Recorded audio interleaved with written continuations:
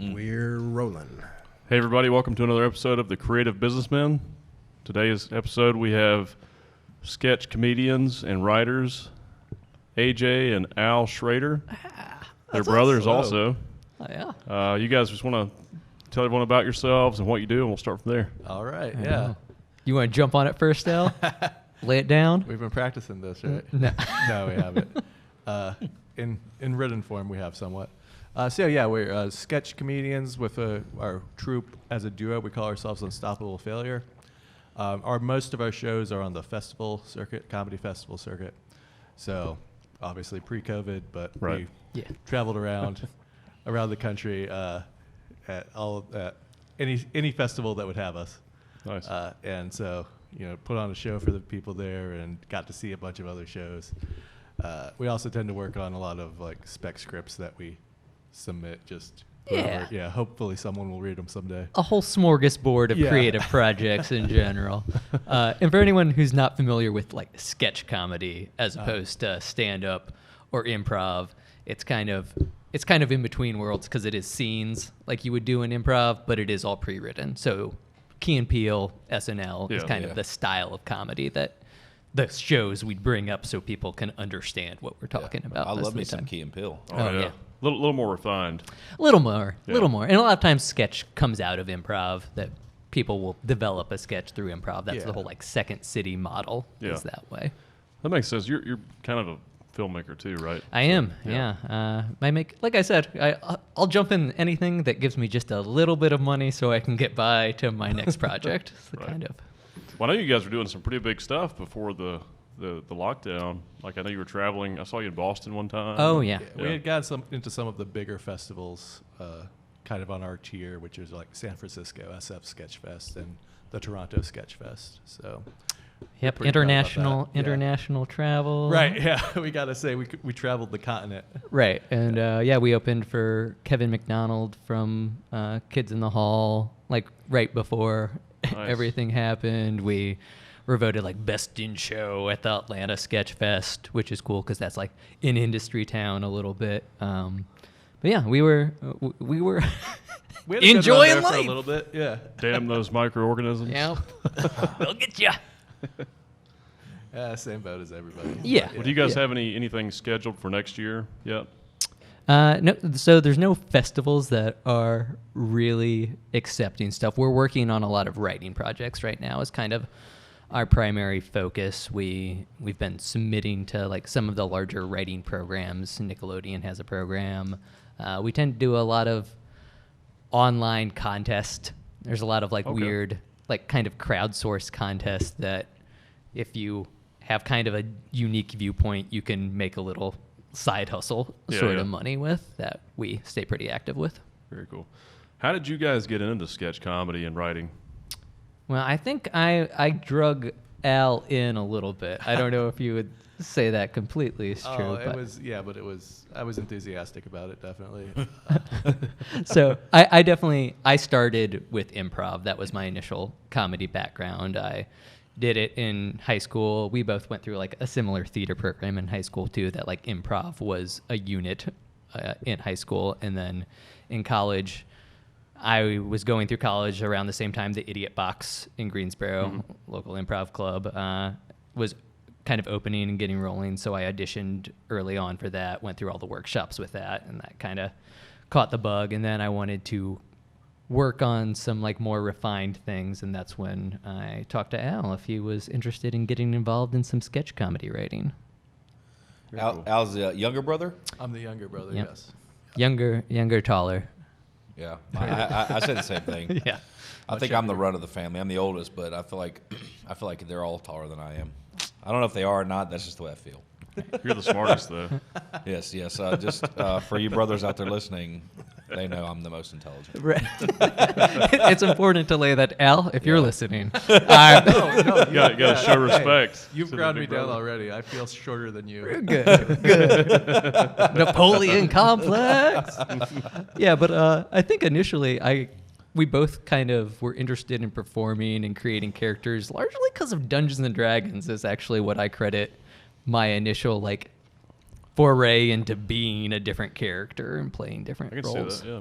It's all about improv. Yep. Yeah, it is. Yeah, it's yeah, sketch also has some elements of stand-up too. Like or at least when we got better at it, I think it's when we started to embrace letting the audience see us as us a little bit more. Yeah, being a heightened version of yourself for moments and getting that connection. That's cool. It's more of a hybrid area between yourself and a character. What's more like stand-up film almost? It's like for a series or for a movie. I think that's why you see like kind of sketch almost doesn't get credit as a like individual comedic art form, because a lot of times like some of the bigger shows will have people come in from both disciplines. Yeah. And they're able to help each other like naturally inform that, and so they both can take to it Right. relatively easily. A lot of your biggest comedic actors come from sketch too. Yep. Yeah, so I mean, that's... Yeah, and a lot of them then have improv backgrounds. But there's not a lot of money in sketch comedy, I guess. No! You have to make it to a series or to a movie to really get paid. Yeah, that's the dream. Well, it's hard because you're running around with more than one person normally, so that immediately, Yeah, just the like scheduling stand of up, it. you can, every bit of money goes a lot further when Right. it's just one person getting paid. Yeah, it's a strange art form to me. I like it. I appreciate it. But to me, it's like it's much harder than stand-up comedy. It's even much harder than most acting jobs too. But it pays less than both. Yes, that is true. Oh, Aldon, we've made a mistake. let's choose the I most can't difficult change path. Right. And so I wouldn't say, it has different challenges than stand-up comedy. Yes. So Well, the writing's similar, but there's a lot more physical involvement. Yeah. yeah, and there's also just like the loneliness of stand-up comedy that you don't have to deal with. Oh, that's true, And yeah. much in sketch. Like if you bomb in stand-up, because I've done just like very little stand-up, you are feeling that bomb. It's all you. That is you. Yeah. You're responsible for everything. If you bomb in sketch, you at least get to look at the other person and say, we're in this together. And I guess you have the opportunity for the other person to save the show Right. too, right? Right. You You're can feeding immediately. off of I've each never other. had that experience. Really. So he's never saved the show, is what you're saying. No, I run and I say, Al, it's all on you. It's all on you. Once you start to bomb, I think you're just going down together, basically. Right. Hey, if you're gonna go down though, why not go down with a brother, right? Right. Right. Back to back, There you shoulder go. to shoulder. That's Yeah. the way to do it, man. But that is the problem, that we do have similar senses of humor. So if they don't like my sense of humor, They don't like it. they don't like his sense of humor. It's like the wrong crowd. Yeah. Yeah, We're going to try to get through it as fast as we can, but it's going to feel like a long time for everybody. Yeah. that's right. That's right. funny. That's what I tell my wife sometimes during lovemaking. It feels longer if you don't enjoy it. That's right. I just say, baby, I'm sorry you don't enjoy this as much as I do. You should have done the work.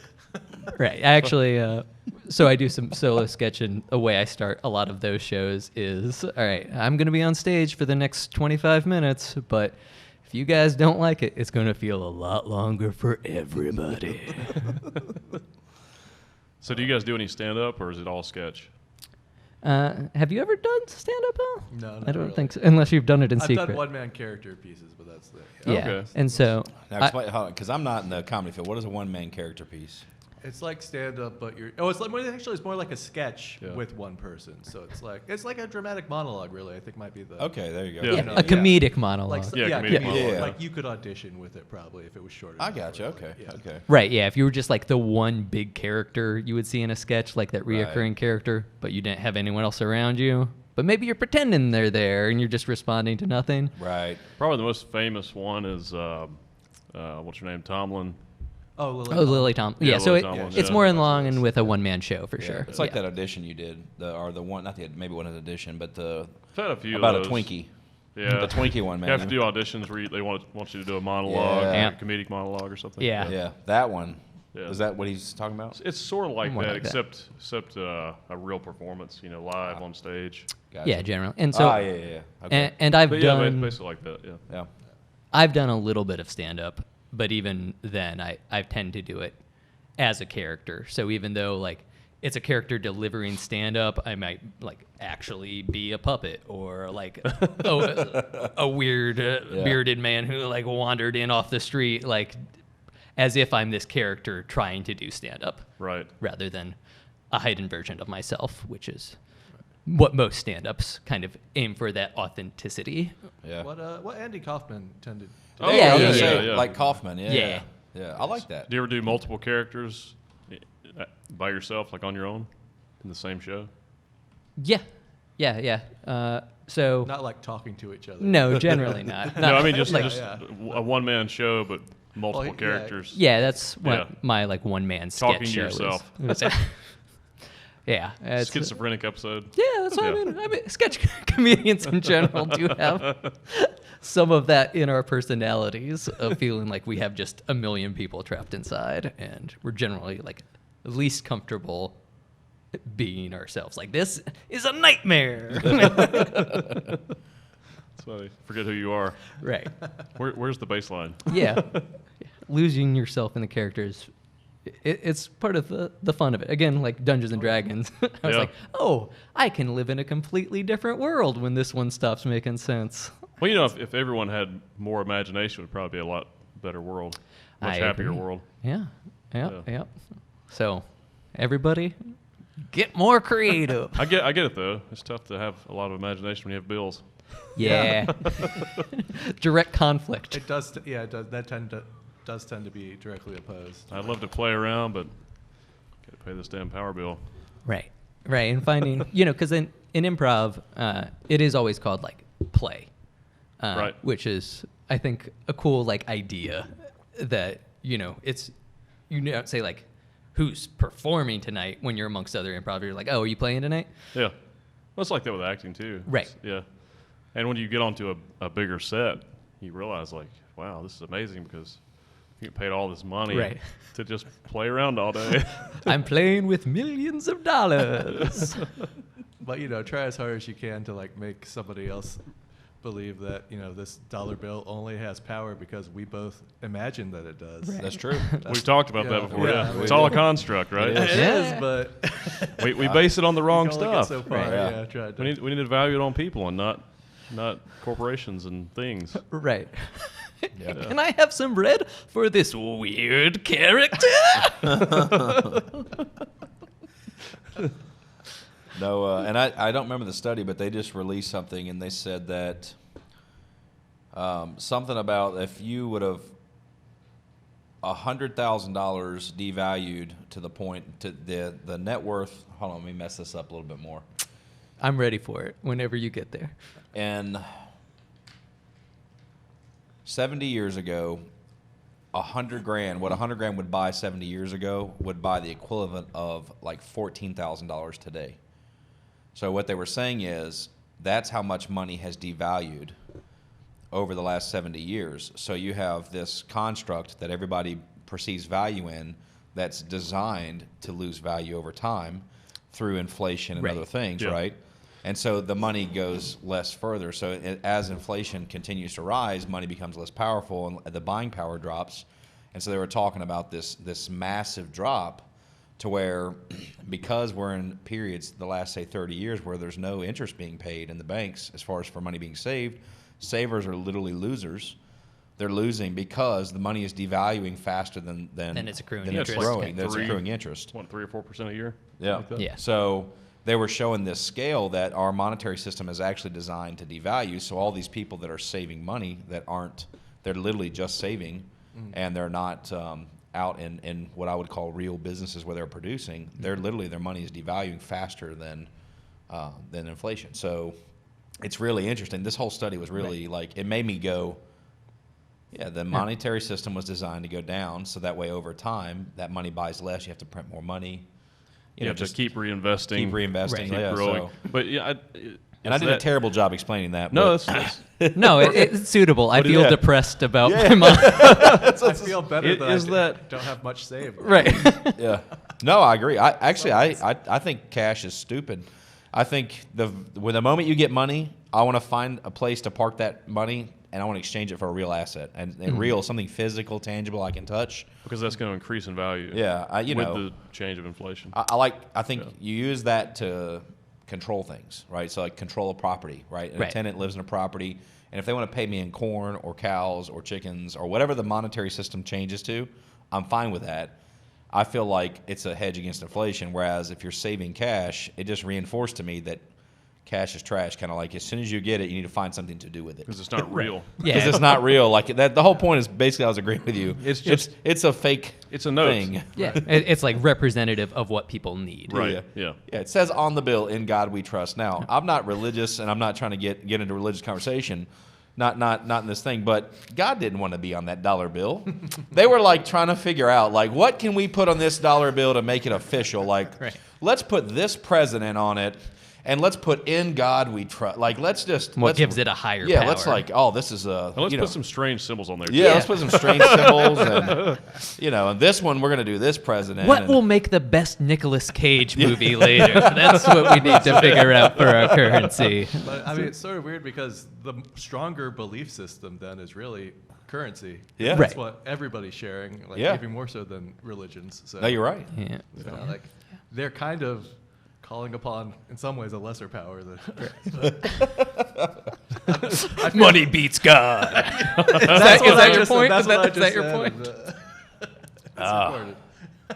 But anyway, you were saying something. Oh no, I'm not sure how sustainable that is. And also, it's kind of like technology. Like the more we create technology to give us more time to make things easier, but we really it makes us busier because Yep. we can accomplish more. And I'm like that. If I have extra time, I feel it was something else to do. Yeah. And with money, it's devaluing, so you need more and more of it. Yeah. But I guess it doesn't have to be that way. You would just have to. It's based on the deficit, I suppose. Like the more money we go into, the more we go into the negative, the less our money is valued. Right. Yeah. Or if we were like, That all creates right, inflation. we've got enough technology and money now. Now people can take it easy rather than Well, it always think having that's to gonna raise. I think, and I'm going to butcher this too, but might as well while you're trying to quote fake statistics. But if you look at the poorest of the United States is something like the top wealthiest 1% in the world. Yeah, if you're So I do think right, technology. because like kids aren't drowning all the time Exactly. and things like yeah. that. Yeah. I mean, like. or dying at birth. Yeah, dying of birth. I mean, like, there's all these things. So I do think technology is doing exactly what you just Right. said. It's just the problem is our medium for comparison is we're comparing amongst our peers here in the United States, but when we compare to other places, and I definitely am pro U.S. And I love my country, but I'm also smart enough to know that it's the only one that I know. Right. And I know there are other great places in this world, but I also know that there are other places where the death rates are much, much higher, the life expectancy rates are much lower. And so I think you start looking at those things, the quality of life here for our poor is very different from poor in other countries. Sure. Like it's a balance of, having gratitude. Right. But also like wanting things to be better. Like I things agree. can still continue They to can be definitely get better. Right. And technology should allow that. And I Right. think if you want to be a person that values their time and their freedom and doesn't want to particularly do things that I would define as productive, I may call that lazy. That's fine. But I think that that's your choice, right? Right. And I'm think that it's like my kids. Like if one of them wants to be a classical pianist or a ballerina, and I've got all boys, but let me just put that out there. It's not my job to tell them what to do or what to be passionate about. It's my job to try and support them in that effort to fully explore that, right? And make sure that if that's their dream, then help them do that. Right. I Yeah. do think we do have a problem kind of in this country of like if it doesn't result in that currency that we've talked about Right. devaluing money, that it does. There's kind of this mythos in this country of that becoming lazy no matter how hard you're working. You're exactly Right. right. at that Yeah. thing. And I try not to fall into that because I've seen some people that aren't rewarded financially, but they've got the amazing work ethic. Right. And my thought process behind that is, and over a long period of time, I've seen this to be true. People with the work ethic eventually succeed. Yeah. Right. Even if their definition of success is different than Right. what someone else I might agree. term that. Yeah. Right, because everybody's goals are different. Right. Right, like what you and your brother hope to accomplish may be vastly different than what I am. I don't have to force my goals on you. Right. Right? That's we're trying to accomplish different things. I think some of the things you guys want to accomplish, I think I'd probably go, yeah, that actually sounds, I would consider that successful. So I think we'll agree on some of it. Sure. So I think there's too many people doing stuff they don't want to do also. Yeah. And that's a part of the problem. Success, like you Right. said, is not always monetary. It's Yeah. it's achieving or accomplishing something that means something to you. And most people are doing things they hate. Yes. 80% of society don't like what they do.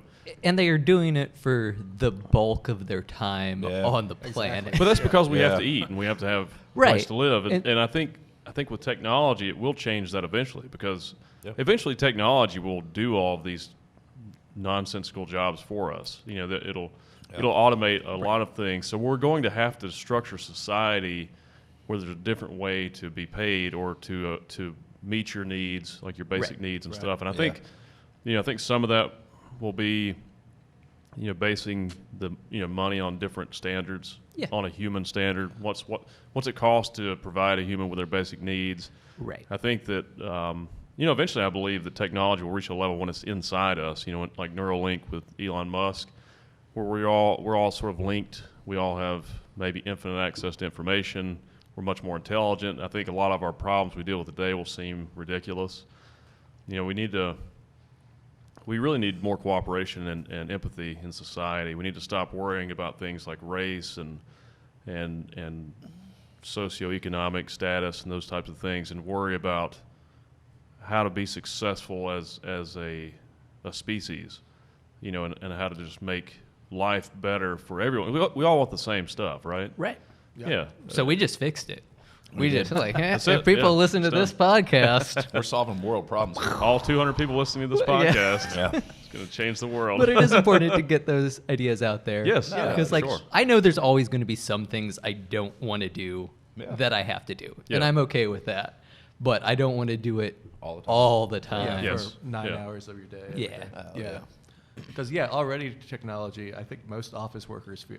I don't think many workers would say they're being productive 100% of No, yeah. their day at all. I think- Well, yeah. they'd say maybe 4 hours. They That's could what have you're- got it done in 4 hours, probably. And we're vastly aware of that. Yes. So with the lion's share. Now listen, if I got a retail location that has to be open certain hours, there's some exception to that, right? But for the most part, most of our people are very independent. We don't micromanage, right? Like, if you want to, we got a gym for our corporate office. Like, if you want to go work out, go work out. Don't ask permission. Just go work out.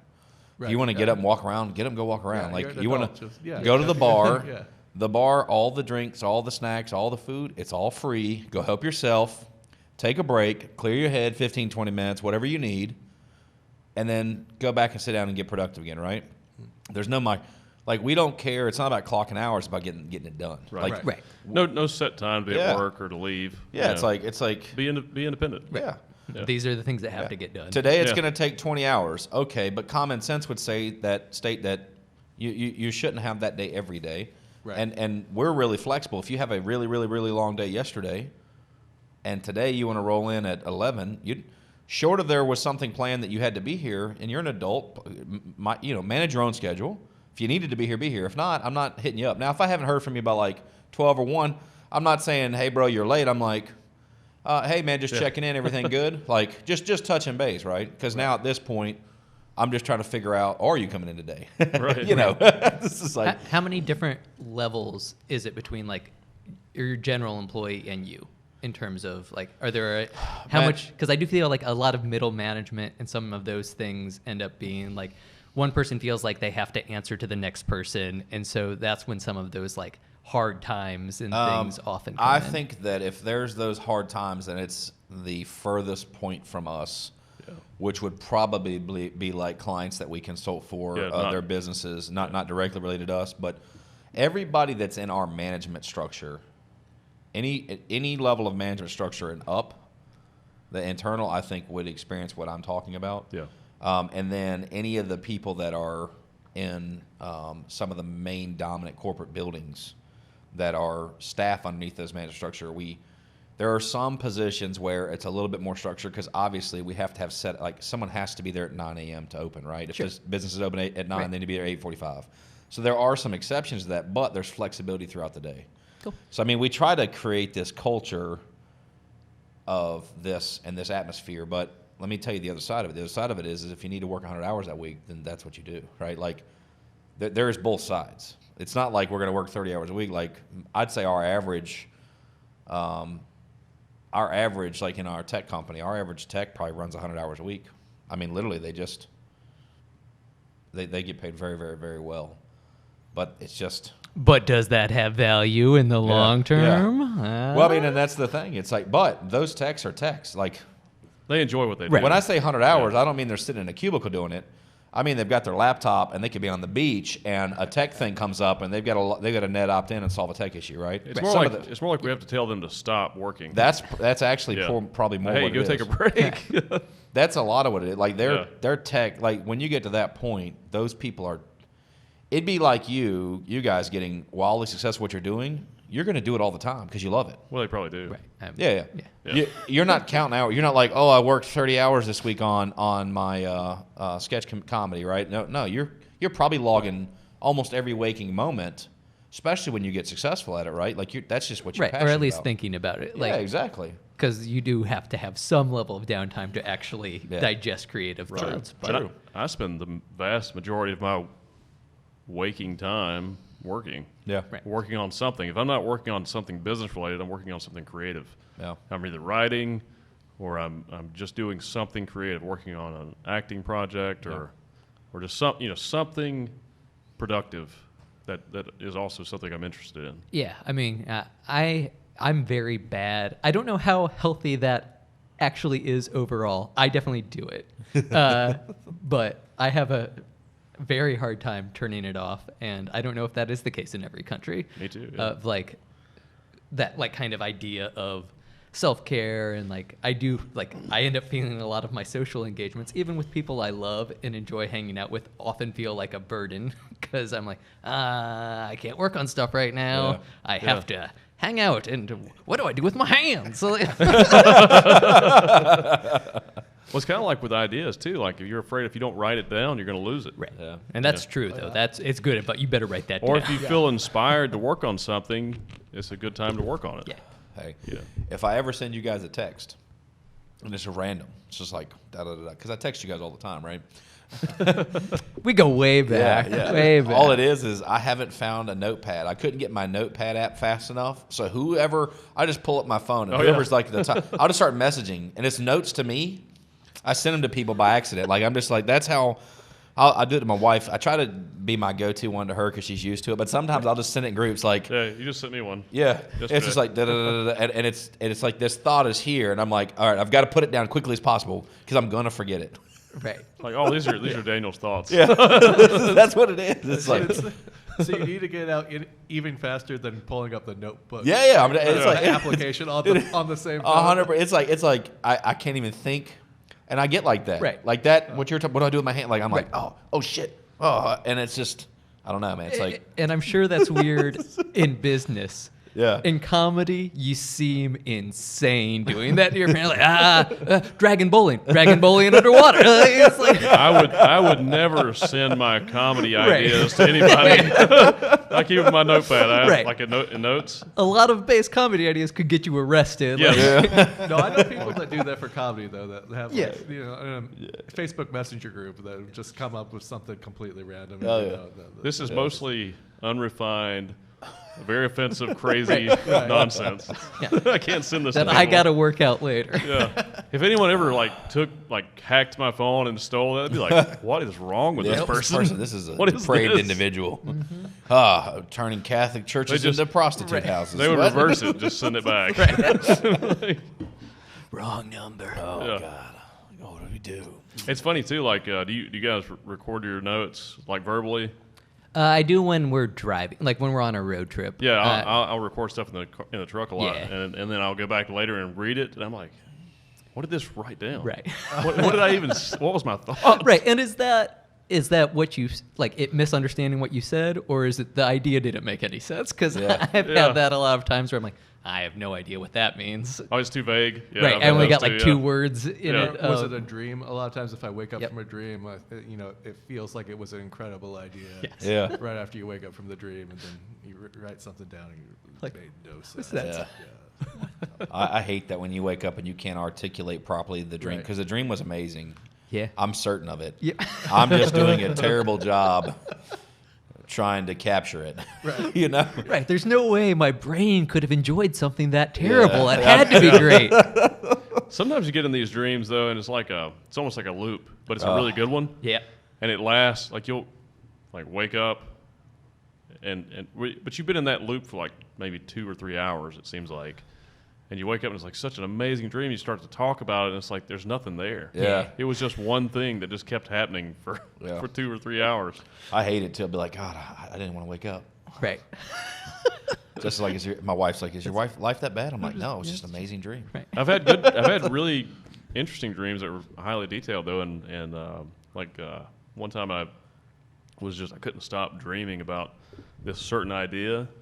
So I got up it was probably like 3:30 in the morning and just wrote down like 6 pages of notes, and then it became a screenplay. No. So that one paid off. Yeah, So that was a good. You revisited and said, productive dream. still good. Yeah. Yeah. Yeah, I have a buddy of mine told me that he read something where people's dreams are getting more vivid right now because we're having less new experiences because of everything with the pandemic. That I've our heard brain, that too, yeah. our brain is trying to compensate by having like more cinematic dreams. I just thought it was the weed, man. Right. I thought maybe like the strain was That actually makes you not dream. But it's also important in the pandemic. Yeah. It could be your brain saying life is so terrible right now. Right. Let me give you this. Yeah. Get you out of here. Maybe it's better in here. Yeah, here's a carrot. Yeah. I know you've been used to the stick. Right. Your 'Cause- brain is now taking pity upon you. Yes. Yeah. Yeah, now you know. That's when you know it's rough. It's like, oh, 2020 has sucked so bad. Let's give them something to live for, you know? At least you can find solace in your dreams, man, you know? Yeah. There's less suffering in dreams. Yeah. in general. In Yeah, general. Usually. Right. But a nightmare right now is just extra bad. Oh, yeah. Because if it's trying to go above what the world just is, Bro, the world seems, I don't know, man. Part of me, I travel constantly, and I've been, I don't know, in half a dozen states in the last, let's say, 2 weeks, 3 weeks. I don't usually see any of that bullshit we see on the news in person at all. So I feel like you've got, and I mean, it's a big country, and there's a lot of people, and there are things going on, but I feel like those things going on are like in one little area, and it's just being, Micro-scale. Yeah. it's such a micro scale, and then the news is just blasting it, and people think it's everywhere. And I'm not going to say there's not, no matter what side you're on, there are definitely things going on, but at the same point, I've been in bars, I've been in restaurants, I've been at clubs, I've been in all these things in the last few weeks. We're in some of those businesses, in and out of them. We consult for them, and I see people of all races and all creeds and all. I see people. I mean, and they're interacting, and we're not, for the most part. I haven't seen a single issue. Yeah. Sure. Unless you drive intentionally to where there is something going on, then I see lots of hate and lots of bullshit. But out in the world, I think everybody's just trying to trying to survive, Right. get along, Get and- through it. Because yeah, get there through are it. still like, there's good personal moments Yeah. in between people, but it feels, Very on the global tense. scale, that there's like just nothing positive breaking up all the like giant bad Oh, yeah. news. Yeah. Oh, Well, yeah. I think we're adjusting to the data. I think that Yeah. 20 years ago, people weren't confronted with so much information and bombarded with this much information and data, and we don't know how to process it yet. We're still adapting to these technological changes, Look at this. and I think these are clearly important issues that are arising, and we're seeing through the construct sort of society. We're seeing the flaws in our society and the criminal justice system and stuff like that. And I think we just need to learn how to. I believe we're all aware of it now. I think we just need to learn how to deal with it in a more positive way, and people need to work together and create allies and not enemies to make these changes. I think they will happen. I think it's just growing pains. A It's, lot of it is, just more information, that you get a lot more negative information and more positive. Like, we do actually have a lot more positive information that we can all have access to 24/7. Yeah. And, we can all, pretty much all of us, entertain ourselves over the internet for the entirety right, yeah. of our day. Yeah. But obviously, all the negative things that have always been happening, like, I don't think the world's gotten worse necessarily, but we do, like you were saying, it maybe is more overt about what was happening. Well, already the major happening. networks still have a lot of power and influence on the internet also, and I think they're targeting people with this negativity, and it's not real. It's not the real picture. You know what I mean? It's maybe It's the part real of the picture. problem, but Yeah. it's part of the picture, and I think. But I think that's going away. I think those major networks, these big monopolies of news, which is really just advertising agencies now, they're going down, and then the news is starting to become more free and decentralized. Right, but then at the same time, it becomes, there's less you can trust, right? Right. Like, True, yeah. Like the decentralization's great, but it does There's mean less you filters, have, yeah. like, everyone has to become more educated on how to fact check That's right. everything. Yes. Yeah. You just need to find reliable sources from Right. science and Yeah. psychology and Right, stuff because like without that. the idea of journalistic integrity, that Right, doesn't yeah. exist on Twitter. Like, But there are Yeah. some good journalists out there oh, that there's are independent. great ones, but Yeah. it's there's so many just people saying things Oh, yeah, that yeah. you Yeah. have to learn to. But I think that's also. I don't like the censorship stuff that's happening to that. I think people should be able to say what they want to say. It's very important, and Yeah. it's also important so the person that does have the accurate information can come out and debunk them Yeah. and show you the truth. And so you Right. see But the it's hard perspectives. again because look, we were talking about ideas of success. When you can get a certain idea of success, when you can get as much money or notoriety doing the thing that didn't require all the fact checking, That's that right. didn't require That's all true. the Oh, work, Yeah. then I there's agree. less incentives for people to be Mm-hmm. I agree. put in the work. Right. Yeah. And it gets drowned out too. So like, Right. yeah, people should be able to say what they want, but there does like I don't disagree with platforms then coming back and saying, hey, just so you know, we looked at this and it's bullshit. Yeah. I'm maybe- cool with that. Yeah. Yeah. I actually wish that there was some type of way to rate. I don't mean politically rate. I get so tired of this the political BS. I mean rate, like, I would love to know this is a factual, I'm not talking opinionated, like fact. United States last year took in 50%, 51% of the world's immigrants. That's a fact. I can deal with that.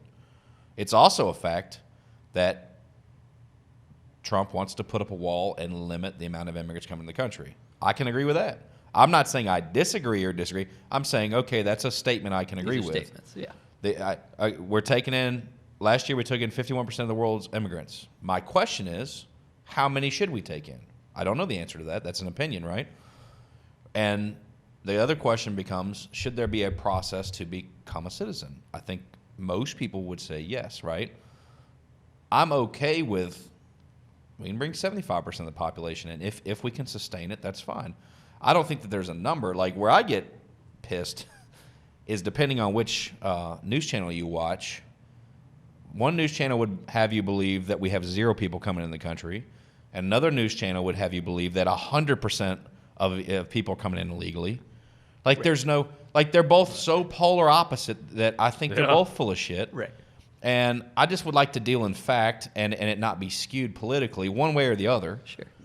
And I hate that we can't do that. Like, Statistics should not have No, man, politics. it's- We like shouldn't that. have parties either. I don't no, think. man, it's like, come on. I mean, like, agree with that. You know Well, what? I agree. I think we should have like ranked voting. Yeah. Because right now, in a two-party system, especially at the top levels, you're not voting for anyone. You're voting against the person. I agree. Right. You dislike, and that's an That makes no sense. animosity. You're voting for kind of. parties, really. Yeah, Yeah. but if you had ranked choice, you could like say, well, this is the person I want, but I also want to make sure everyone knows this is the person I don't want. Like Yeah. you Yeah. at least have a positive instead Yeah. of just the negative. Or maybe I've mentioned having 3 parties, have Republican, Democrat, and Independent, and then you have to have someone from each party in office. Like you have 3 presidents, or you have a council of experts. I do love a council. Anytime we can get a council involved, I'm on board with that. That's what the Romans did. I would love to have a council of experts instead of a president. Have Triumvirate. 15 people or 16 people that are from different parts of the economy or the society of our society. Yeah. You have scientists and lawyers and business people, and you have all these experts working together. Right. I think that's the to hope of solve a issues. cabinet, Yeah. but that doesn't. Yeah. But then you got Pull a out- cabinet which is just the cronies of the person who's the president. Right. It's just Yeah. it's an echo chamber of the same ideologies. We do have I don't know what the fix is. We do have some broken elements of the Well, system. well, there's Yeah. not one fix. I think that's Right. the Right. first thing you got to accept. Well, that and no Maybe matter a which lot of side you're little on, ones. I think you should be able to agree with that point that, hey, the system's not perfect. Right. There's some stuff that's broke. There's holes in our ship. We need to figure out how to fix them. Yeah. Like, if we could all figure out this place where everybody can kind of come together and go, hey, we agree on these things, what I'd like to hope that humanity disagrees on is maybe how to solve them, what the proper way is. But those are things we should be able to work through. Yeah. Right. But In I think theory. the problems right now that we are having like the different facts, so Oh, yeah. people think there's problems Right, or yeah. not problems. Exactly. And that's Well, I have seen some stuff on, I think it's Instagram, they've started doing, instead of censoring stuff, they'll actually put a message, like a disclaimer on the post and say, this may not be accurate information, Yeah. and it'll give you a link Well, to like the a factual fact check. information. yeah, the only thing I don't like about that is I've already seen they've one of the fact checkers on Instagram, the companies, for 14 years was a left-wing company, right? Was it Snopes or something? I can't remember. There's a whole article on it, and then now you got fact checkers that are former right-wing. Like You now, gotta fact check what's the fact going on checkers. is we've got two factions of fact checkers now, and I'm like, well, we get the same problem. Yeah, it's still. That's not a fact. Confusing. Now we got each side saying no, this is a fact, and this side saying no, I've got experts saying this is a fact. Now we got the same problem again. Like now I don't. You now I need, can't. you need a fact checker that goes straight to a scientific journal. Or we all just need to play Dungeons and Dragons because reality is an illusion. Yeah, Right? Let's man. Yeah, there you go. Yeah, we can do Just that. like, but it comes back to this point. Nobody knows what to believe. Right. Because it does feel like, people now have different facts. Like, it's not even like lack of education or anything. It's just different information that is happening to different Right. people. Well, if you go to the science journals, it's going to be fun. Those journal articles those are based on thousands of studies. I believe that. Yeah. So you just based on if 90% of the studies are saying this, that's reliable. You can believe that. But then you've got somebody that's saying, oh, well, this causes this, or this is the problem, and then you look in the study, that's only 10% of the studies are backing that argument. You're like, well, that's not reliable. That's Yeah. Or you just have someone in a position of power saying, no, it's not. Like, to the scientific I feel like journal. if you want to believe in bullshit, you should believe in just crazy stuff, like flat Earth. Let's Get on that, jump on that one, and let's go all the way. Yeah. Well, that way Yes. we know you're crazy, and we're Right. just like we just Yeah. ignore it. Oh, So then that's- you're just irrelevant. That's just John. completely. Just Yeah, John. He's simple. Don't worry about it. He still thinks it's flat Earth. that's Don't what worry. happens when you break. Yeah. Like, we're all living on the back of a turtle, so I don't know what to tell you. Flat Earth is not even fanciful enough for me. Right. I like the turtle thing. Turtle. Turtle, Yeah. So I got to say something that could be considered slightly offensive. It's meant as a compliment, but so there's this whole about immigration, and they always link immediately to the Hispanics immigrating, and we forget that there's a lot of people that immigrate here. But I'll tell you, and we have a lot of Hispanic individuals that work with us, and most of my techs and my crews and our people, they originally would say something like, "You can't outwork a Mexican," like stuff like that, like it basically made comments that could be considered, inappropriate. But Stereotyping kind of. Yeah. yeah, like, oh, I worked like a Mexican today. What they're saying is they worked their ass off, and they're trying to pay a compliment and saying, Hispanic individuals typically have really, really, really strong work ethic. They come to their country, they are thankful for an opportunity, thankful for a job, thankful for all these things, and they work their asses off. That's what I get from that. So my point is, I'll take all the people in the world that want to come to America and work their ass off and are thankful for an opportunity, no matter where they come from. That's my personal belief. So you're The ones contributing, the ones I don't want coming are ones that are lazy or are real criminals, and I don't mean just criminal because you came here illegally. That's illegal, but I mean criminal like you killing somebody, raping Right, somebody. exactly. Those people, right? Whoever falls in that class. So why can't we just make this easier? Like, here's the system. If you check these boxes, you can come. If you can't check these boxes, you can't come. It should be like real simple. And I think that most people would agree. Most that, people agree with that. I think Yeah. we differ on how much we think, what percentage we think of is that. Like, I don't know. I tend to think that the overwhelming majority are the hardworking. I agree with that you. are gonna- Right. I 'cause agree it takes with a you. lot of work I just agree with to that. like Yeah. get anywhere. No, It takes a lot of work to Yeah. survive in poverty. Yeah. Well, wait. Why would you think about this? If you're an unmotivated individual in your own country, what would motivate you to come to a new one? You would have to be opportunistic. Even the criminals are coming here because they're opportunistic. Yeah. So the fact that you're willing to change countries tells me on some level that you have some opportunistic qualities. You're trying to better your life, period, even if it's for the wrong reasons, through the wrong mechanisms. So just the fact that you are willing to relocate your family, to me, is one checkbox because you're willing to make a drastic change to improve your life. why else would you come? Most of the people in America won't go one town over to get a job. They won't be inconvenienced. So why would you relocate an entire family? Right. So immigrants, by and large, I agree with you. Most of them are working. trying. They're working and they're trying to improve the life for them and their families. Yeah, it's also a sign of problems in that country. Yeah. And I think In general. we in the U.S. specifically with dealing with Central and South America or Central and South American countries. I think we should have incentive to invest more in those countries to make those societies better there. Because I think the goal would be to have this entire or these two continents more productive as a whole, right? Yeah. So you don't have an immigration problem. People don't want to leave where they are because they have opportunities where they are. Well, and travel might be more like, hey, I want to go to. I don't know if you guys have been to Miami. I encourage you to go. Miami is not United States. I get it. It is part of the United States, but I'm telling you, go to Miami. Go hang out in Miami. Go there and be there. It's very Spanish speaking. No, it's awesome. I love it, but it's kind of like United States meets Cuba, and I mean that the positive things of Cuba, right? Yeah. That's very much what it is, right? And I'm okay with that, but that's kind of like the way I think that traveling to certain parts of, let's say, Mexico, it should be just like it's. The back and forth should be more like, oh, I'm going there to work, I'm going there for opportunity, I'm going there, I'm moving there, whatever. It should almost be like changing states. Yeah.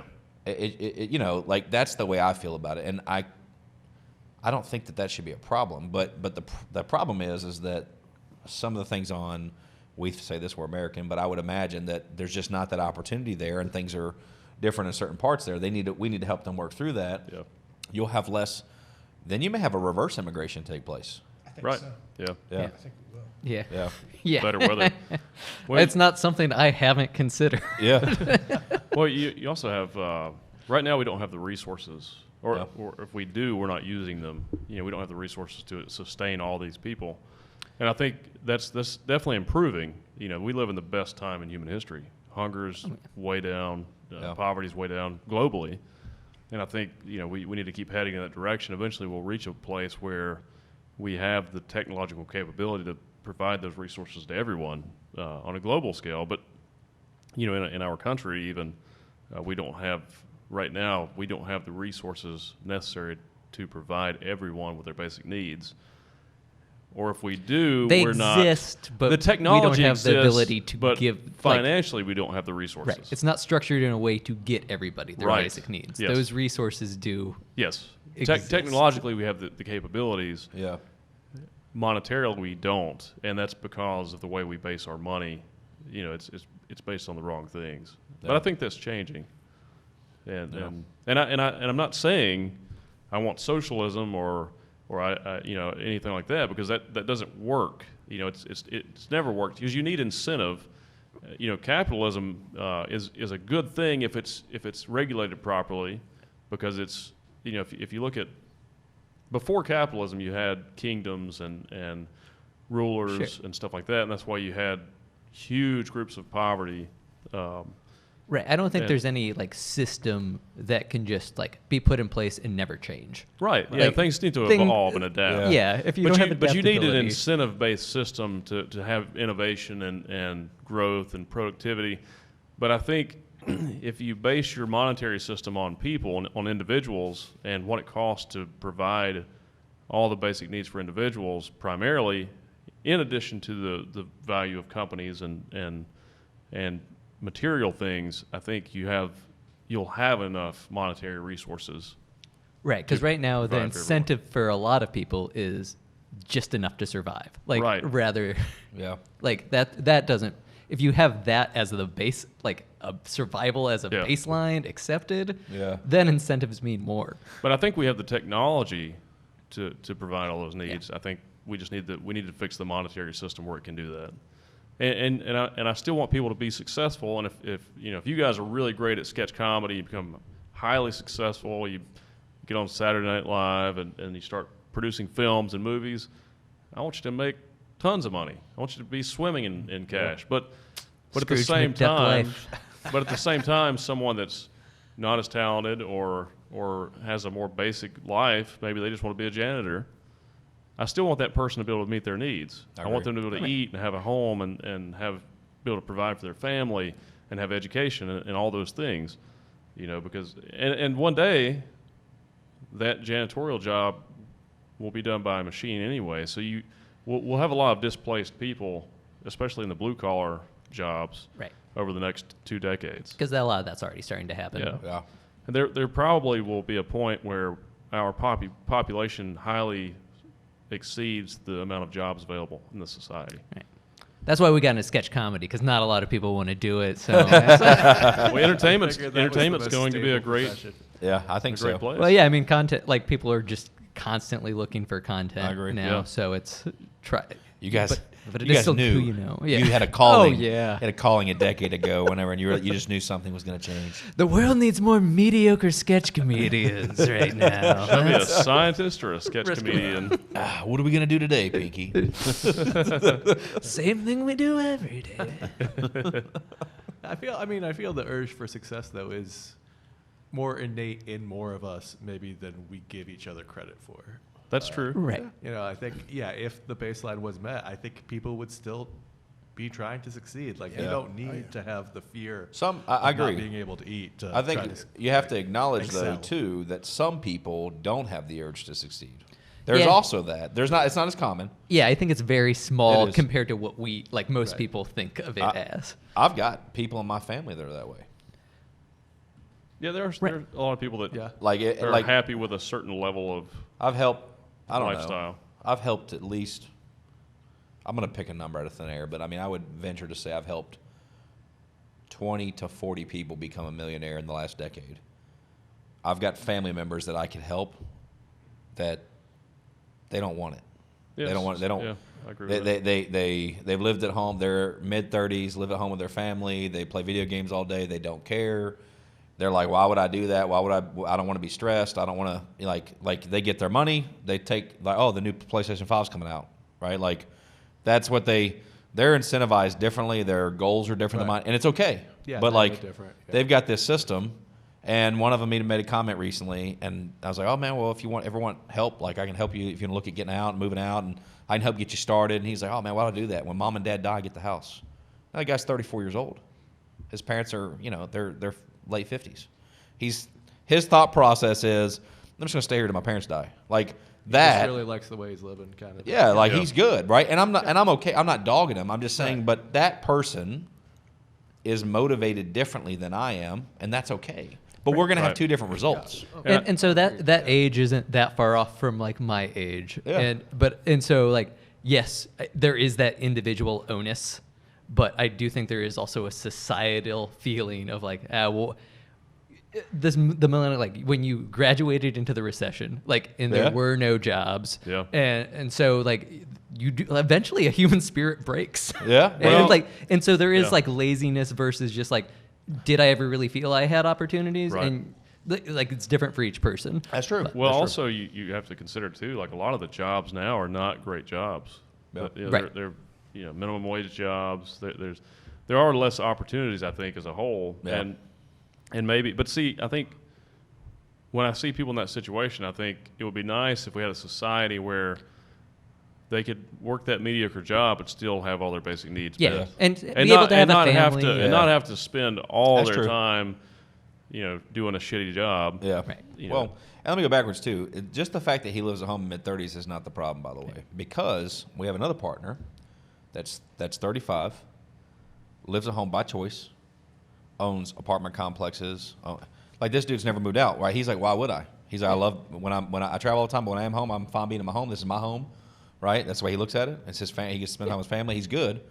But what he's done is he's also like, why would I spend the money? I'll save my money. My parents have allowed me. Right. They're like, we don't want you to leave. So he invests his money. So I'm not saying that being at home was the reason the other Yeah. person's not Right, productive. right. It's just what he's choosing to do with his time and his money Right. is different than what I think productive, right? But that being said, I've heard he's an awesome gamer. And also, if you, I kind of feel like too.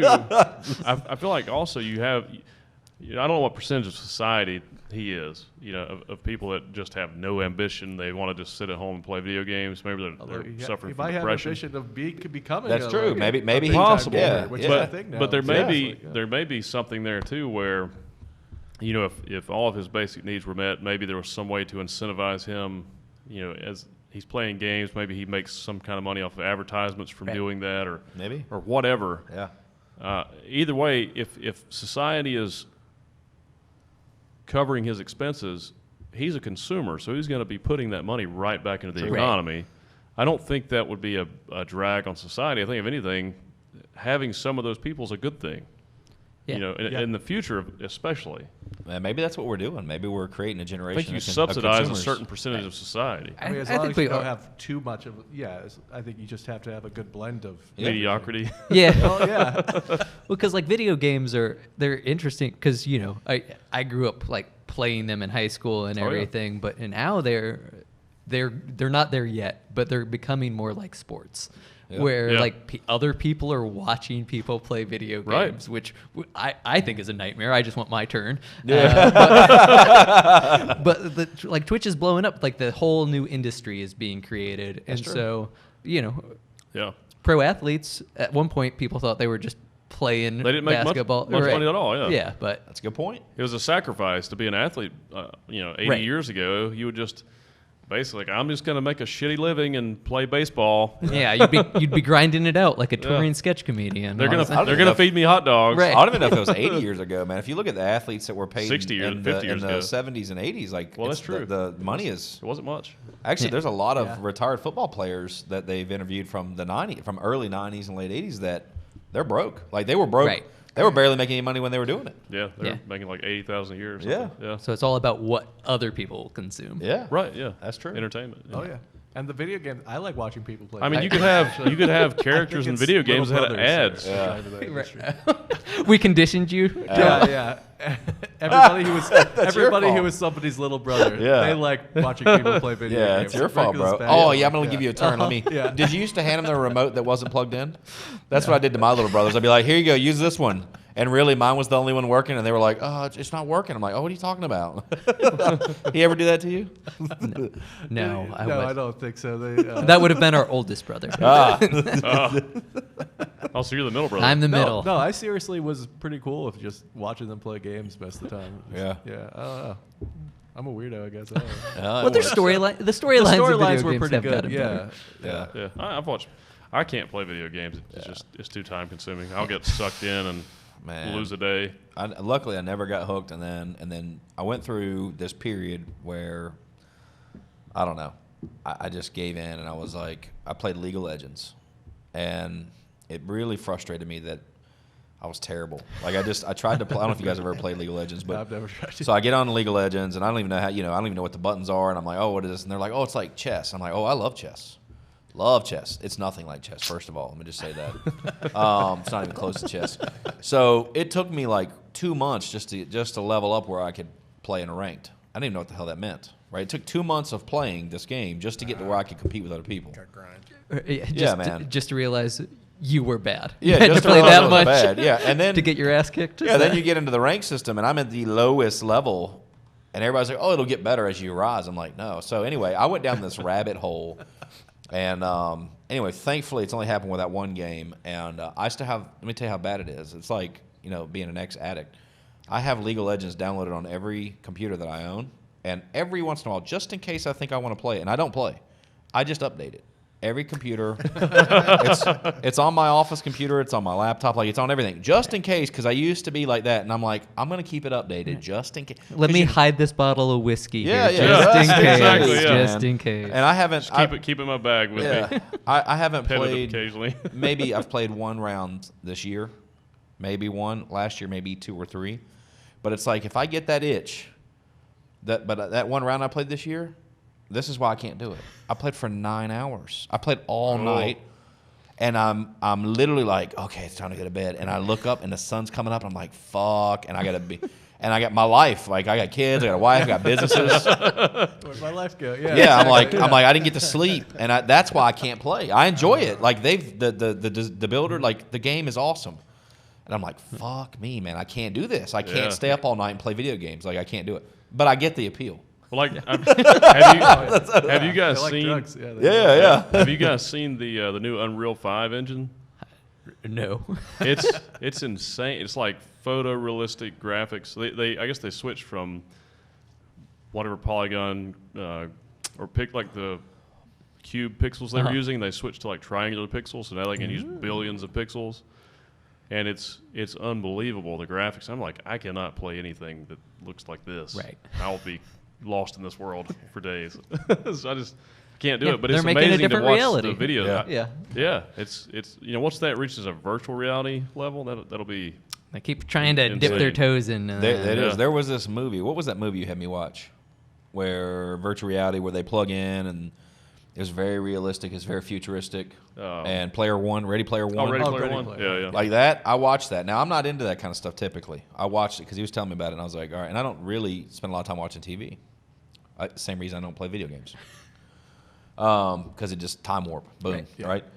But I watched it, and I was like, holy shit. Like, I could see this as some versions of most of it as a potential future. Yeah. Oh yeah, for sure. I think it'll be more real than that, though. I think it'll be like a Neuralink type thing where it's actually in your brain and you're Yeah, it'll be Matrixy, and Yeah. the world will start over, and we'll live in the video game. probably already happening now anyway. Yeah. Just need to take the right colored pill. We'll Sounds just like go another level in. Yep. sounds like you guys might be playing the wrong kind of games. Like 9 hours for one round. Like I Oh, play, no. Sorry. I play Call of Duty. It's like 10 minutes. No, I'm the in, game- I'm out. It's done. I'm charged. I don't need to touch it again for another couple days. Right. No, Well, you're doing mission, good, bro. No, League of Legends for a full ranked match, a run, if you just kill it, you can finish a game in 12 to 20 minutes, let's say. Right. But I'm going to be honest with you, most of them are like 30 to 45 minutes Yeah, around. it's- Wait in the queue up for the next one. I mean, 9 hours straight was a series of, let's say 10 games. I Right. mean, but That's a lot. that's what happens, though. You literally go down this rabbit hole. Oh yeah. There was a period, I'm not proud of this, a very, very, very small window where when I was awake, I was playing. Right. For sure. I've been there. And Oh yeah. yeah, and this is a very, very small window. It's a long, long time ago, but Yeah. but that's the problem. Yeah. Now, See, that's why I like Risk, because I like Risk. I can Risk is good. I can talk myself out of playing like by Risk. the I fact like- that I have to yeah. set it up. yeah, Right. Like yeah. Well, there's board games as video games now. I know. Like pretty much every board game has a video game now, and I kind of like that. Yeah. Yeah. Digital, That's yeah. good. Yeah. Like I'll play Carcassonne, Yeah. Now, digitally. yeah, the addictive personality that makes me do this is the same reason I think I'm really successful, because Yeah. I can't do I can't do something for 10 minutes. Yeah, well, it's like him. He said he can't turn it off. No, yeah, We're man, the same. I'm the same way. Yeah, Can't shut it down. You're like, how do you shut this off? I'm the same. I can tell you what I do off camera. We'll talk about it, but I just, that's ominous. yeah. I'll tell you later. Yeah, I'll show you. But it's true. Yeah. I think when you get into a video game, it's like an escape from reality, Yeah. sort of. Yeah, yeah. And you just take all that drive and you just put it into this. Yeah. It's very Nonsense. a clear goal. Yeah. There's ways to accomplish that goal that you don't Oh, yeah, have it to has think constant about a lot. Positive Right, feedback. Yeah. Yeah. The story-based stuff, I'll get sucked in for days though. That Yeah. stuff's dangerous for me because it's Some of my techs, good. man, they I mean, they get their shit done, but sometimes I wonder. I'm like, what are you doing? Oh, I'm trying to conquer this. I'm trying to do this and this, and I've got this world, and I'm like, huh? I was talking about the chat group. I was like, the tech message. He's like, oh. He's like, oh, it's done. Like he's like Alt Tab, Shift Screen, boom, boom, boom, boom. Okay, I'm net opt in. All right, it's done. All right, it's done. It's good. All right. I'm like, what in the hell? It's like they live this other thing, and they just come visit Right. our reality every once in a while. Yeah, he's just got another character in the game that's handling all Yeah, that. that's what it stuff. He's doing your Right. stuff, man. He's he's like, oh, today I'm going to pretend to be a tech. You're right. That's funny. Oh, 15 minutes. All right, I'm done with that shit. Good to go. Yep. Wish Daniel could call me. So who knows, man? But I don't know. I just want to see, and having children help me understand. I want my children to be happy, and I've done well and I'm driven, and I'm these things. So I should be able to present them an opportunity in their life, hopefully, to pursue what they're passionate about and not have to worry about the financial. Right. So I guess what we're all talking about is, wouldn't it be awesome to live in this country and be able to pursue things we're passionate about and not have to worry about at least starving or keeping a roof over our head, Right. you know, basic necessities. And I think even most, I think most Democrats would say most Republicans disagree, and most Republicans would say the same about the Democrats. But I think everybody can agree that basic living should be a right. Like you should have some level of a floor where you're not starving. I in think America. when you state it like that, almost everyone would agree. I agree. Like, but then I think the words and like you said, like, the facts are displayed to people in different ways. No, they are. Yeah. Yeah. Well, and I think, and that's why it's going to take somebody. Let's say that that somebody's on the one's party side. I think it's going to take somebody rational having a conversation with them that they'll listen to say, hey, look, I think we can all agree about these things. How about this? And I think somebody on the other side is going to have to do the same thing. Like the divisive hate, all that sometimes both sides can display, it's not going to get us anywhere. It's just creating teams. Yeah. People want to win. It's tribalism. And Well, I think once we Yeah, get more it's- Generation X politicians, a lot Yeah. of these things will get better. That's the other problem right. is what's up with Generation the. X. I love my grandparents and the great grandparents I have that are still alive. Like I love it, but Lord Almighty, why do we have 70, 80, and 90-year-olds running this country, Crazy. running these court systems? Get out. Yeah, Leave. like what Go- is going on here? Go to man? the beach somewhere. Yeah, go retire. relax. We Go- need the yeah. generation that brought us reality bites. Well, but we don't have to be like we don't need 30-year-olds running the country. But you know, if you're in your 80s, I don't know 70s, 80s, like you should be doing something different. We need right people now. our age running the country. Yeah, I mean, Yeah. No, a young voter now is considered in their 30s and 40s. isn't that crazy? Yeah. Yeah, it's like. In your 40s, and you're Yeah, considered and I a mean, young like, voter. I get the idea of a life appointment of a federal judge, and you know these Supreme Court justices. I get when they came up with that rule. And we had a guest on that talked about this previously. I get it. When they came up with that rule, the life expectancy was much lower. Yeah. Now, a life appointment means that you have people in power that are in power for 30 and 40 years, Oh yeah. Right.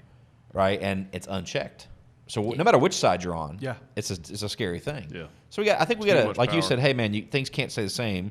Whether it's capitalism, whatever form of Right. government, you have to be willing to evolve. I think that's something where we all should be able to look at it and go, you know, this isn't right, and Right. how do you start changing those things? And people tend to think any change you make is the change forever because Yeah. people like hate Oh, making yeah. another change. Right. But I Yeah. think we have to accept like, oh, we might make the wrong decision, Well, hey, but we can correct that. yeah, if Things we make a constantly mistake, change. Yeah.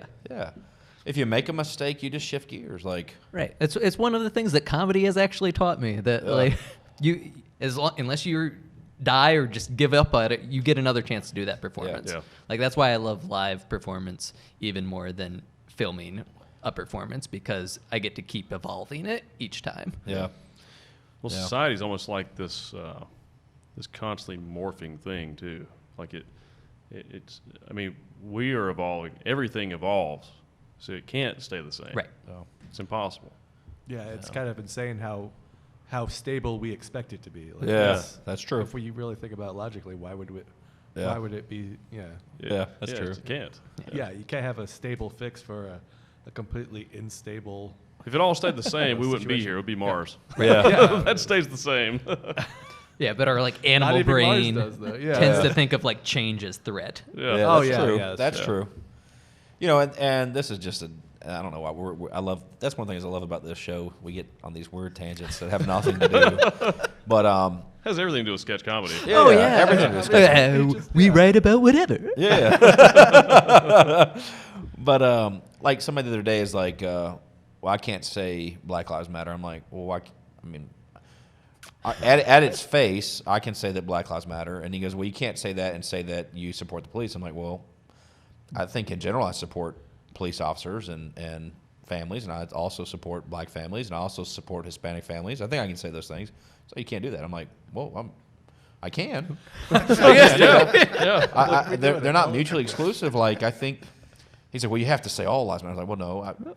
I think I can look at each thing individually and say that I can, I can make my own decisions here. And so like I don't know how we got to this point where you can't, just because I say one thing doesn't make the other thing untrue, right? Like it's like tribalism. Yeah, it's like this. Yeah. It's this teammate shit. It's like the Redskins versus the Cowboys, right? Like I don't know if you guys. I hate sports analogies because I'm not a big sports guy, but that Well, one. usually- obviously, since you chose a team that Yeah. doesn't have that name.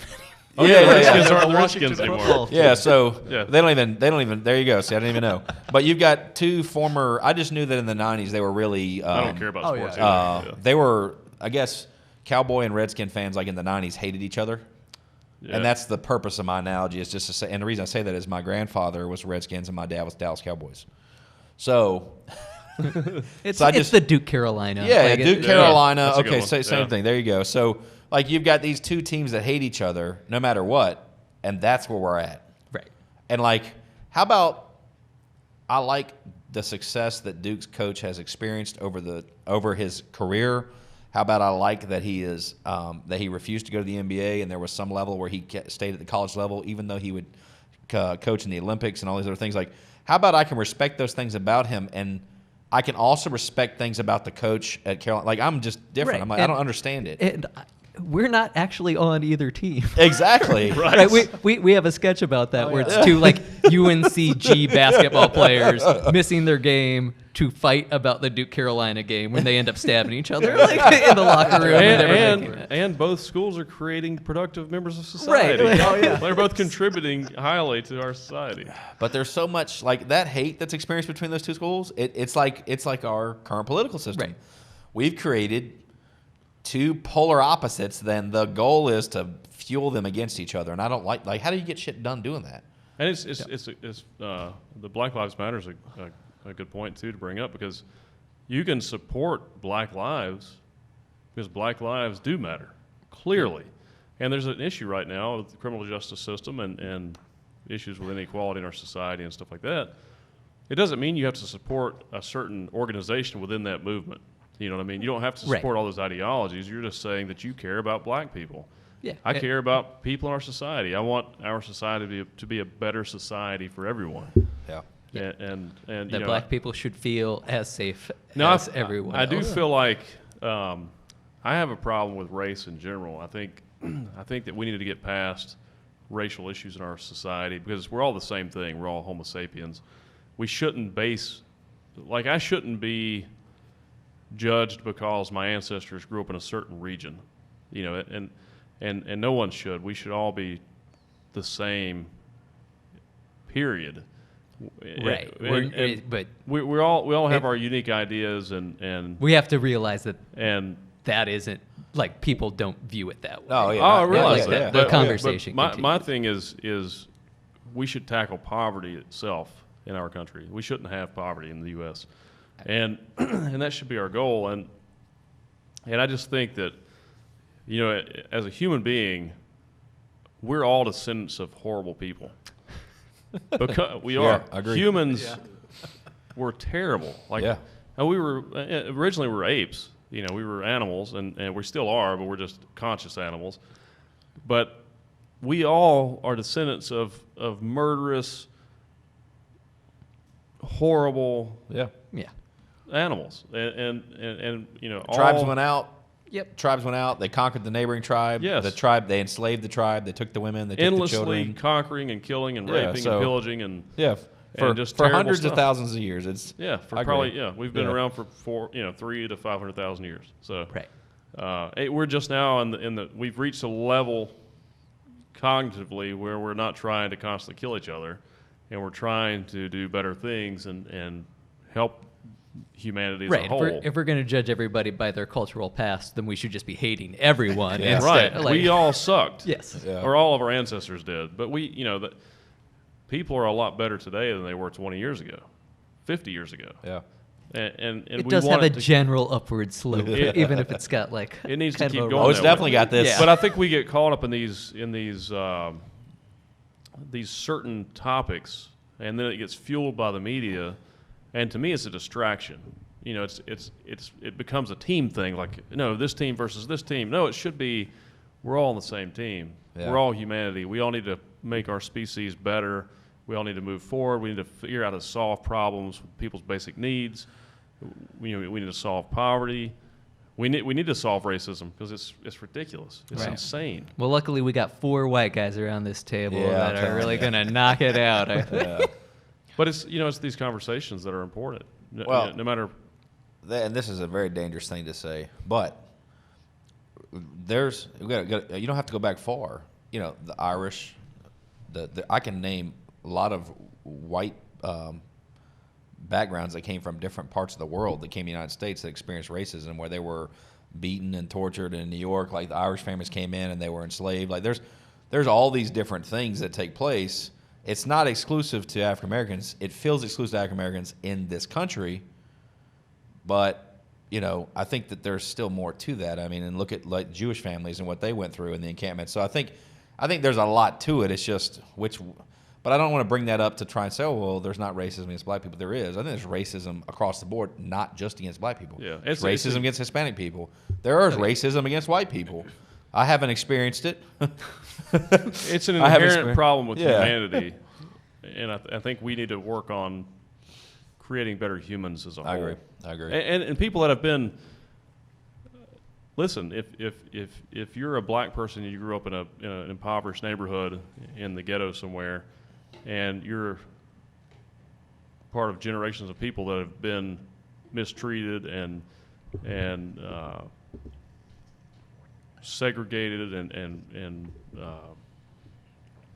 I guess you've experienced this type of inequality, and you're in that vicious cycle of no future, no opportunity. You basically live in hell.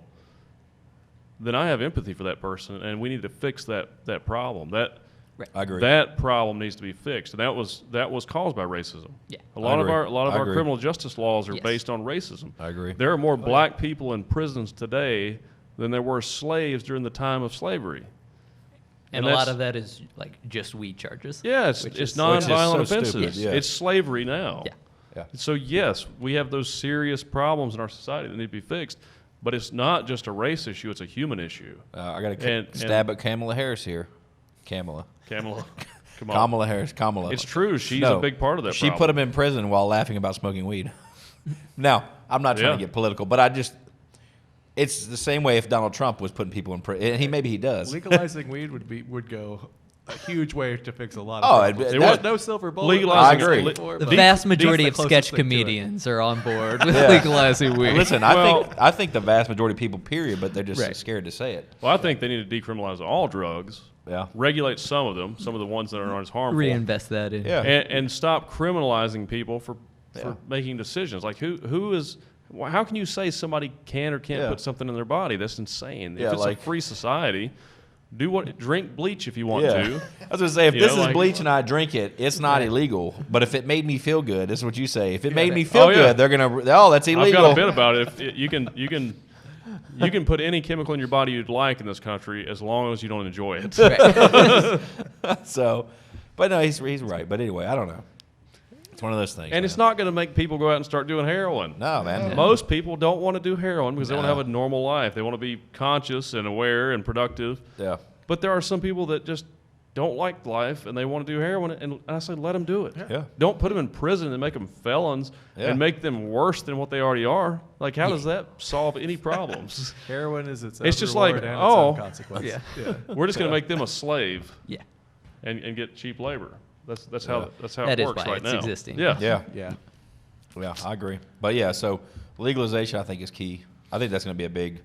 And now they already have this point where they're just refusing to address it. And let's say in this state, North Carolina. So what's happened is, thanks in part to Bob Crumley, who's a local prominent, strong attorney, was at one point was going to run for Attorney General of North Carolina, but he owned Crumley and Associates and other things. Not trying to put his business out there, but anyway, he was the leader and push to go and fight the DEA to approve hemp in North Carolina, hemp farming.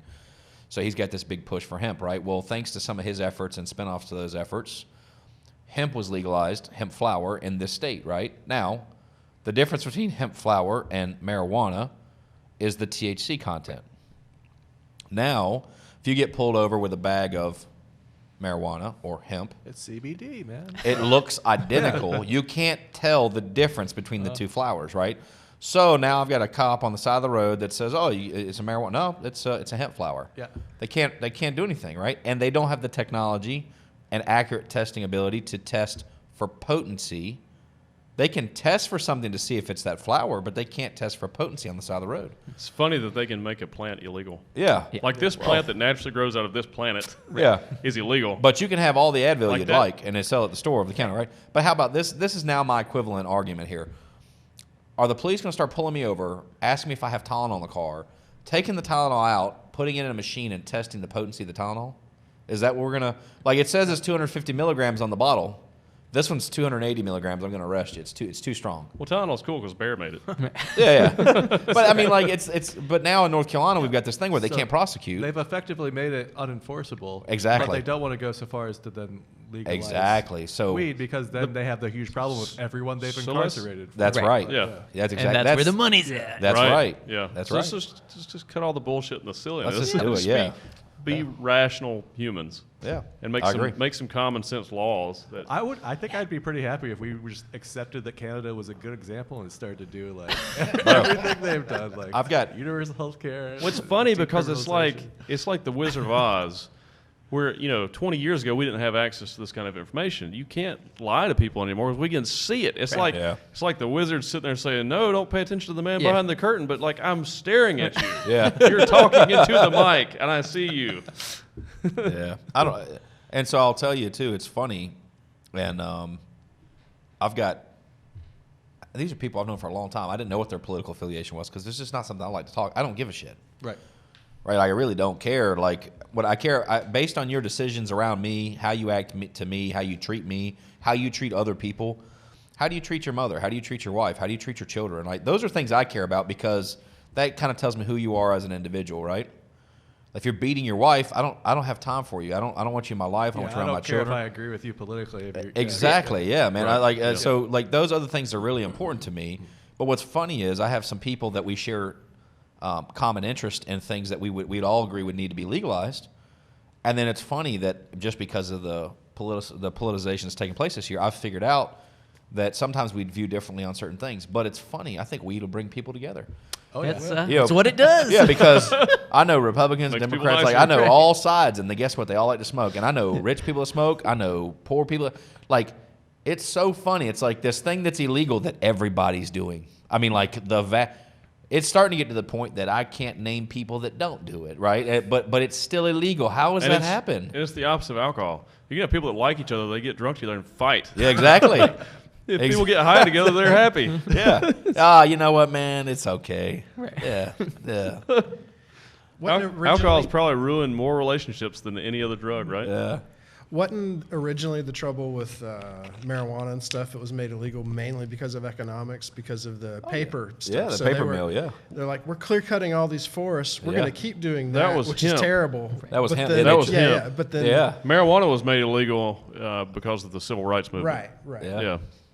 But it's gotten a bad. But clearly a Oh, yeah. racist law. Yeah, exactly. No, we have Yeah. Richard Nixon on tape saying he just wanted to make it illegal so he could incarcerate black people and hippies. No. Well, one of his advisors came out with an article maybe 3 or 4 years ago, saying that that was the whole point of the drug war. But we're still doing it, and this goes back to what you guys were saying. Like we don't want to change, right? So we've had Yes. this rule here forever that everyone is. I'd say the lion's share of the adult population is breaking. According to the polls I've read, yes. yes, yeah, and nobody wants to change personal it. Like it's like well, what the hell? it's changing though. It is. I think a lot of people suspect that a lot of experts suspect it'll be legalized federally by 2025, and it's like that with a lot of things in society, even religion.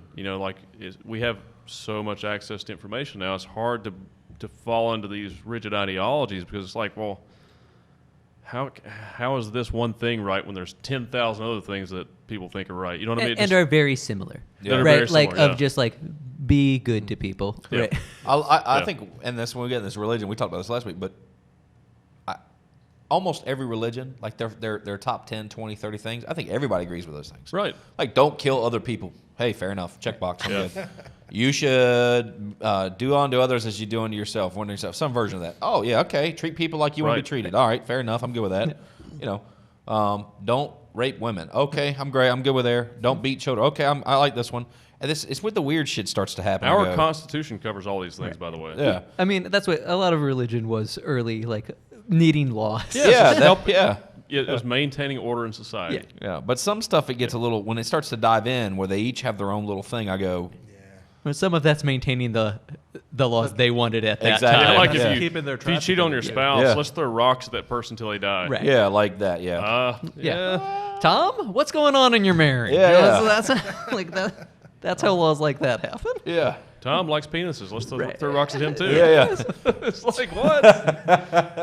How about let Tom do whatever the fuck he Right. wants Yeah. to do, and you just stay out of his business. And Tom's wife, if your husband likes cock, there's nothing you can do about it.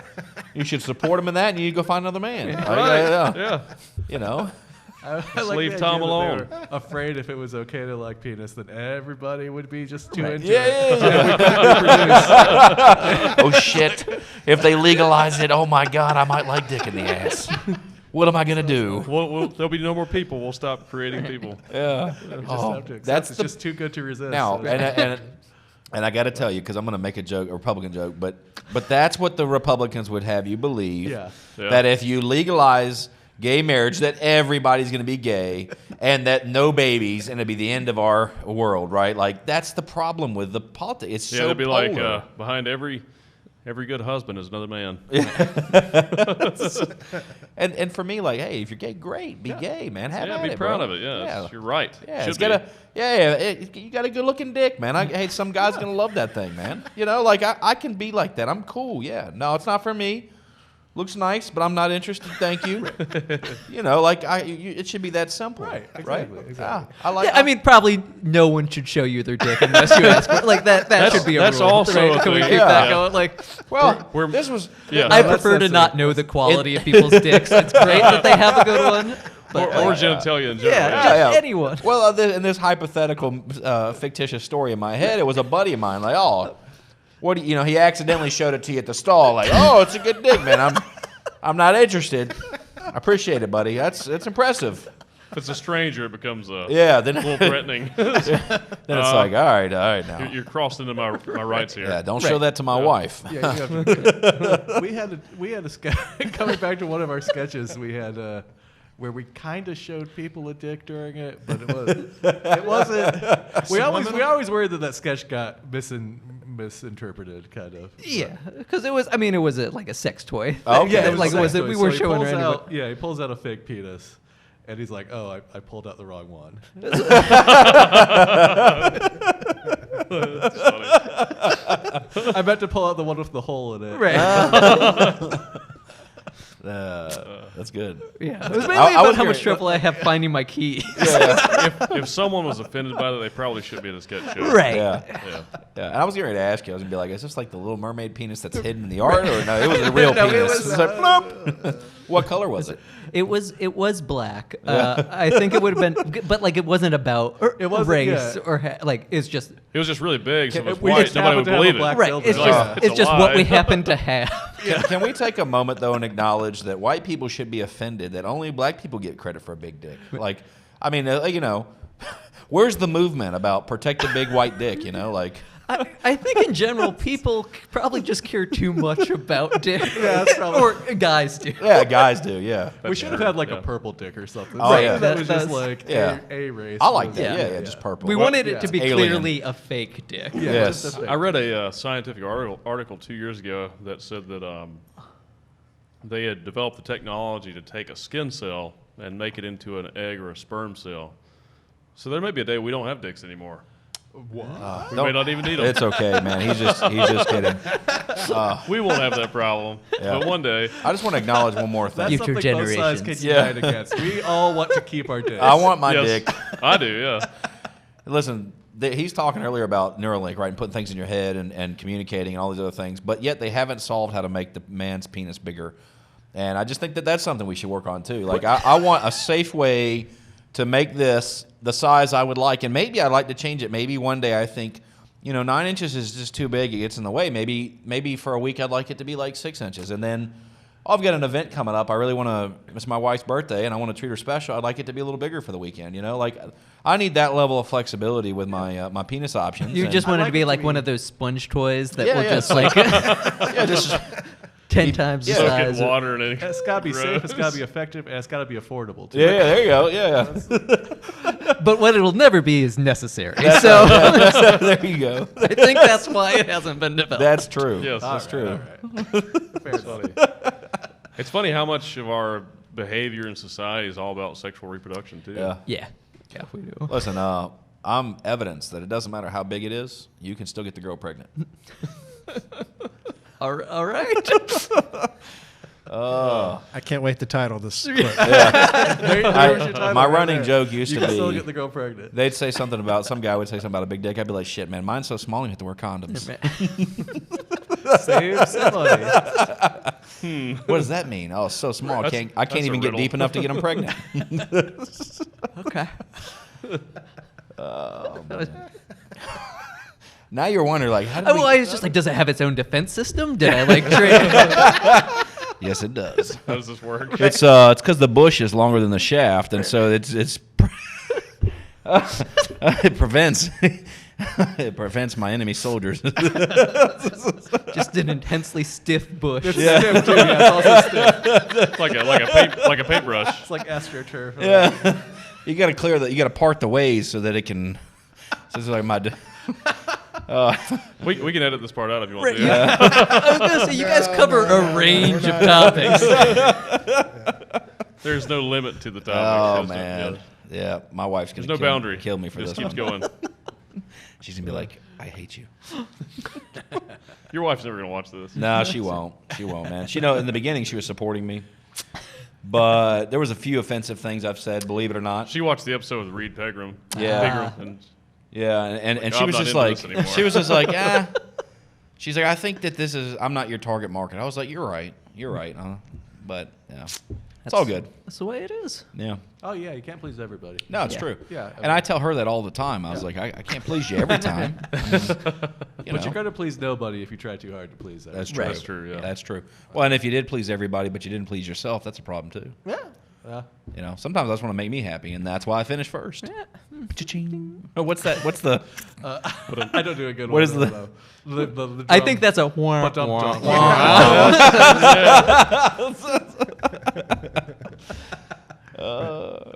All right, Neil, reel us back in, man. Where were we at? I apologize, man. I I know went where on we a are now. tangent Yeah. about cocks and We're way out coming there. and all kinds of stuff. My, Is that not a closer? Is there anywhere to go after that? you guys are gonna leave and be like, I got Daniel, man. I don't know what's going I'd be on. like, what happened? No, What are we this talking is about? part for the face. What kind of challenges have you guys faced in your careers as sketch artists? I mean, monetarily, sure. There's like we end up having to cobble together a lot of different things to outside of strictly sketch comedy. Yeah, like we work definitely on- already touched on that. There's no money in sketch comedy, Right. really, so Yeah. that's probably I used to, separate from when me and Al worked together on sketch, I used to tour colleges with a different sketch group. And that was always an interesting experience because it felt, in the college market, the people booking the shows just want like something to happen. And so there's terrible advertising for the show. So it's the most like I generally got paid performing with the smallest audience turnout, or like I'd be performing in the middle of a cafeteria like during their lunch break. Wow. And they're just like nightmare scenarios, but the pay's good. So Okay. and it's not, Deal with it. So you're basically just performing by yourself Yeah. while everyone's eating. yeah, like we're intrusive to their lunch, Yeah. which is not a great No, yeah. situation for comedy. Who thought that was a good idea? Right. So That's- and that varies depending kind of on like how much money the school has a little bit. Like you might get put up in an auditorium, but generally, you know, we're competing against guys with lots of television Yeah, credits yeah. and stuff. So we're booking the smaller schools as opposed to like people Right. want to see a name. They're not. A lot of people don't know what sketch comedy is, so Yeah. it's a little hard sell in that regard. Okay. Yeah. Do you think that after the pandemic's over, things get back to normal, you guys will just jump right back into where you were? Or what's that future look like? I think we're definitely hungry to do some live performance, so Yeah. we will definitely start Yes. doing that Yeah, again. definitely. But we have actually, the pandemic. We've started writing more projects. We've been working on a lot of like spec scripts and stuff. So I Okay. think we might, it'll be a little more balance of that. That now that we've, because once you writing television episodes, once you get used to writing that longer format, that's a big hurdle, as opposed Okay. to like 3 to 5 minutes that you're writing like each individual sketch, and then you kind of get a reset to write the longer. Would you agree that like the 20-minute, Yeah, it's a 25-minute different game, definitely. yeah. stories? But once you get into a rhythm of it, Uh-huh. I think it's hard to break out of, and there's also vastly more potential career-wise in that, as opposed to, because like very seldom does an entire sketch group get taken at the same time. You might have a chance to audition for like something as a character actor in various things, but in terms of like, I have seen some of those sketch groups, very few.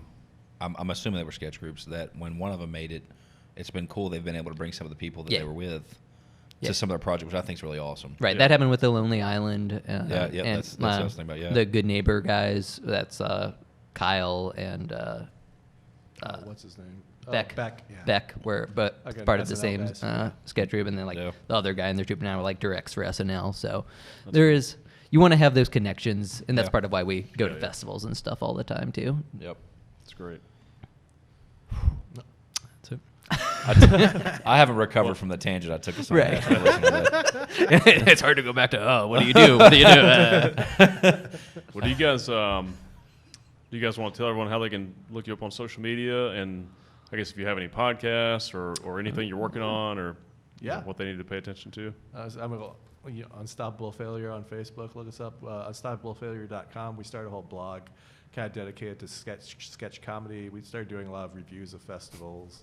And so we haven't added to that in So a that's little something bit. we need to get back on after the pandemic. We kind of stopped And during the pandemic. But yeah, and then I have a podcast called I Wrote You a Pilot, where I write like a hastily written 20-minute show for people I know, like Oh, wow. yeah, Okay. like local comedians and actors, and do a bunch of sound effects, and they come on and read it with me, and I put that out. So I just finished up my first season of that. That's cool. Yeah. Awesome. Is that on YouTube, I guess? So it's all audio. So it's on Oh, okay. Spotify and iTunes, and Nice. Podbean is where I host. So And what's your face? Is it on your Facebook or Instagram? it's published regularly on our Facebook too, Okay. on the Unstoppable Failure Facebook page. Very cool. Well, guys, it was a pleasure having you on. Oh, it was a pleasure coming yeah, on. it's good being guests. Yeah. Yeah. Thanks for having us. And if you guys enjoyed the episode, be sure to like and subscribe, and we'll see you next week. Yeah. Bye. Later, guys. Thanks, Dude. guys. Yeah. I literally was over It was a lot here of fun. trying to get back serious.